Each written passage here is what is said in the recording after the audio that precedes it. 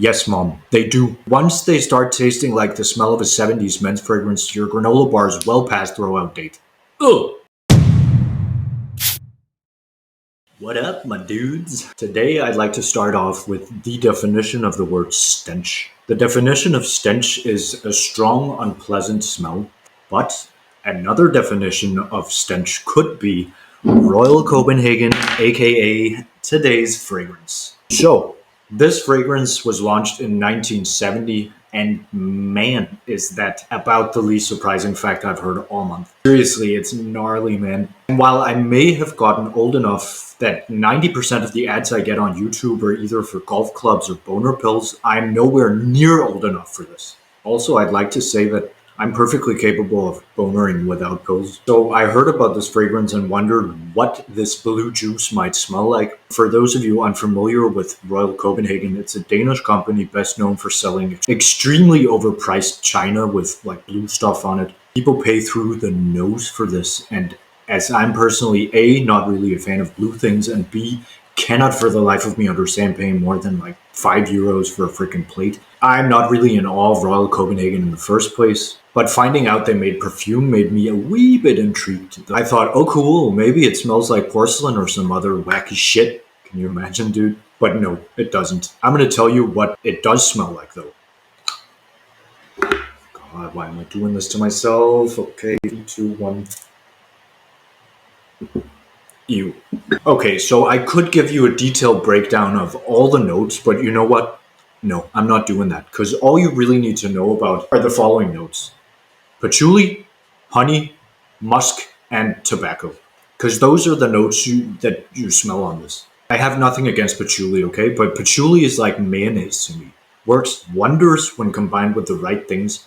Fries, absolutely. In a sandwich, not even a question. But in a bowl of cereal, not so much. Patchouli is not welcome just anywhere, and in this old stinker, no dude, it's just not okay. And musk? Yeah boy, add it when you can, but in fucking moderation. This smells like a lion's dirty dick. Seriously, it's way too much. You know when musk gets so musky that it starts smelling a little bit like old piss? A little musk is sexy, but this amount of musk is the goddamn opposite. Tobacco is very hit and miss in my book. Like, combine it with something fresh and I'm on board. Combine it with the heaviest notes known to mankind and watch the world wither around you. This kind of smells like how it feels to have smoked 2 cigarettes too much on an empty stomach and now you're feeling sick. Oh, how I miss smoking. Anyways, that's not the point. And last but not least, say it with me. Honey has no business in any perfume. I understand that honey is like cool and all. It's made by bees. It has some useful functions. It's good for the skin or whatever. Yeah. Honey is fine as a concept, but any fragrance that smells like honey, I mean, it doesn't fucking smell good. And this particular fragrance, more so than any other honey fragrance I've come by, has the perfect list of ingredients to smell like an old granola bar that's been lying in the glove compartment of your parents' car for 2 years because your mom gets low blood sugar and car snacks don't have an expiration date. Yes, Mom, they do. Once they start tasting like the smell of a 70s men's fragrance, your granola bar is well past throw-out date.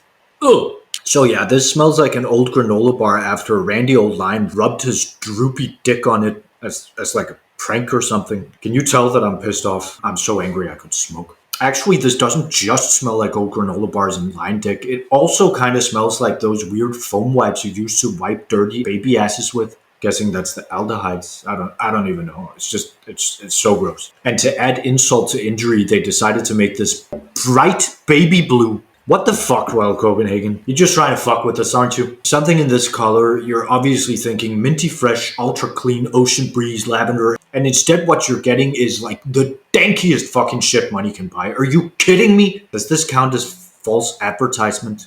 Because I feel like it should. In that sense, I guess there is something Royal Copenhagen about it. It's kind of like being just about to take a nice sip of sparkling water, and then instead you get hit right in the face with a big fucking porcelain plate. I'm being very harsh, aren't I? Okay, I'm gonna say one nice thing about this, because there is one nice thing to say. One of its middle notes is jasmine, but it smells so much like lion dick that you can't smell the jasmine at all. That's a win in my book, but a very thin win, I gotta say. Anyway, I did some digging and I actually found a commercial for this fragrance. You ready? Here you go. Copenhagen, a beautiful, buzzing city of the north. Class, elegance, and fresh air are all defining characteristics of this European gem. But we, at Royal Copenhagen, have decided to change that. We have formulated a scent that completely transforms you and the air around you. Want to get out of a meeting early? Spray a bit of this on and watch your boss suddenly be in a haste to wrap it up. Want to be left alone at lunch because your peers piss you off? Royal Copenhagen is your answer. Once you get used to the smell of deer nuts, you'll enjoy the full experience of eternal solitude. But hey, don't just take our word for it.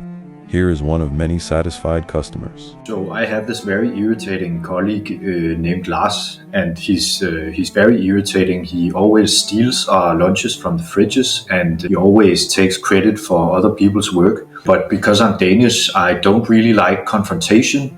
So instead I bought a batch of Royal Copenhagen, the scent, and me and a couple of the other guys at the office, we just sprayed a bunch of it on his chair every day for 2 weeks. And Lars, I'm glad to say that he just gave his resignation 2 days ago. So thank you, Royal Copenhagen. I couldn't have done it without you. Royal Copenhagen, making your colleagues sick since 1970. Pick up in a store near you and watch traditional Danish passive aggression unfold. So, needless to say, I don't exactly recommend this unless, like, you want to break up with your girlfriend, but you're really bad at confrontation. In that case, it might actually be a really clever way to get around that. But otherwise, no, just no.